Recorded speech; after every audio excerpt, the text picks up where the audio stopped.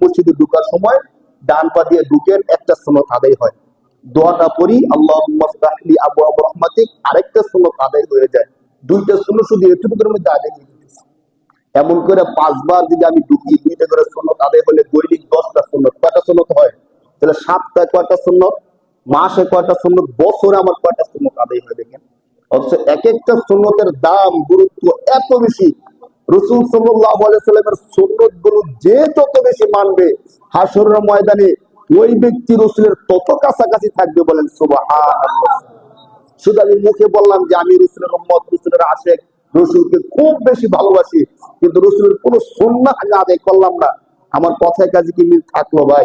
বলেন, যে যত কথাই বলুক, যত আশিক রাসূল, বিশ্ব আশিক রাসূল বলুক, ইন্টারন্যাশনাল আশিক রাসূল বলুক, কিন্তু আমি রাসূলের সুন্নাহ জানলাম না, রাসূলের সুন্নাহ শিখলাম না, রাসূলের সুন্নাহগুলো আদায় করলাম না, তাহলে আমি সত্যিকার রাসূলের আশিক হতে পারলাম না।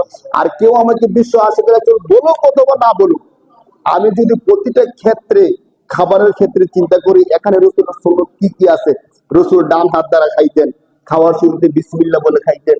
খাবারের যে আদব গুলো আছে, হাত দিয়ে খাবার খাইতেন, সমস্ত আদব গুলো খাওয়ার শুরুতে বিসমিল্লাহি ওয়া আলা বারাকাতিল্লাহ বলে খাবার খাইতেন।